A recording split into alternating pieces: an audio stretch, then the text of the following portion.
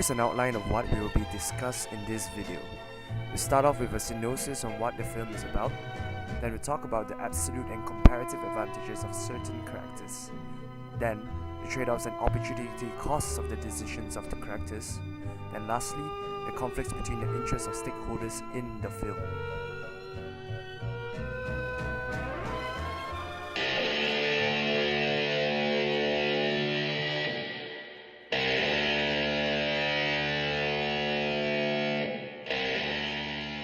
Inglorious Bastards is a movie about whom assembles a mixed team of Jewish soldiers and other ethnicities behind enemy lines and eliminate all Nazi soldiers that they encounter.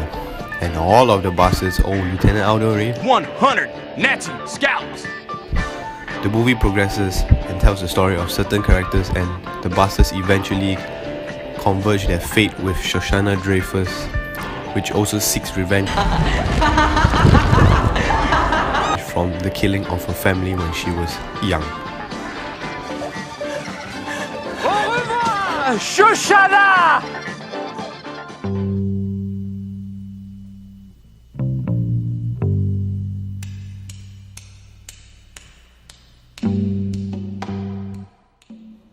Absolute versus comparative advantages.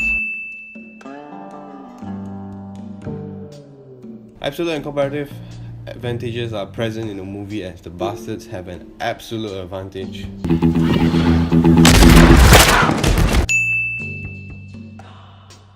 over killing people, which is 350 people in the theater, compared to Private Frederick Zoller, which only killed 250 people in the bell tower. 68, le premier jour. 150, le deuxième jour. 32, le troisième jour.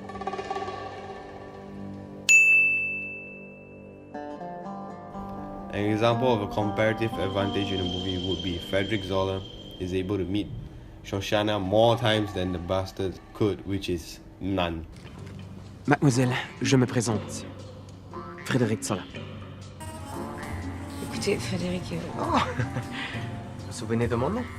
C'est bien que vous soyez venu. Je n'étais pas sûr que vous accepteriez mon invitation. Invitation? Frédéric, vous m'avez fait mal. Ma foi, ça fait plaisir de voir que vous pouvez ressentir quelque chose.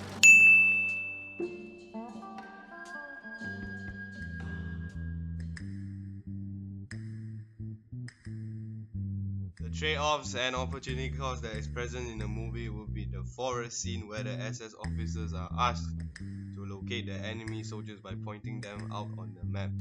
You gotta show me on this here map where they are. A very straightforward standoff between the two parties. The trade-off of the officer giving the enemy information would be saving the officer's life, and the opportunity cost of not giving up the information would be the German officer's death. You! As seen in the film, the first officer made the decision not to give the information I respectfully refuse, sir. and was bashed in the head. Where else? The second officer gave all the information. Ask him how many Germans. Wie viele Deutsche? Es könnten 12 sein. This decision came with the trade-off of him surviving, albeit with a goodbye gift from the bastards.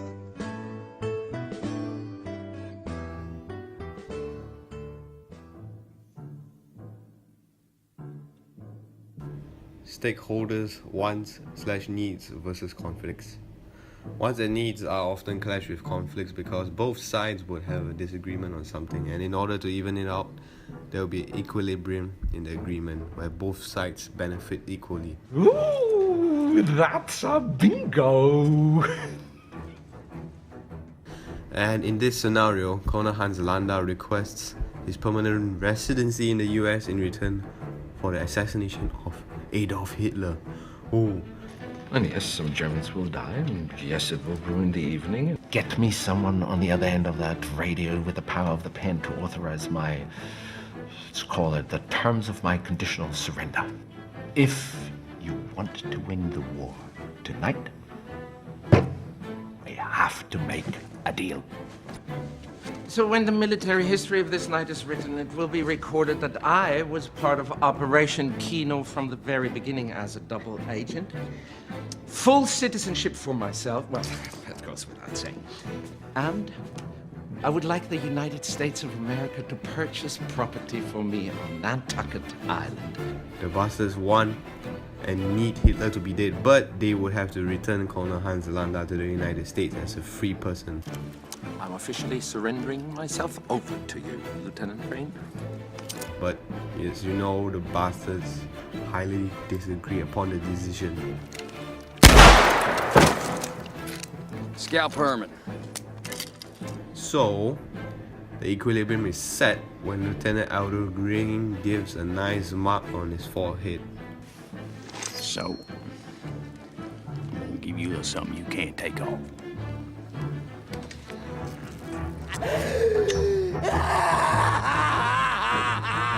You know something, you bitch? I think this just might be my masterpiece.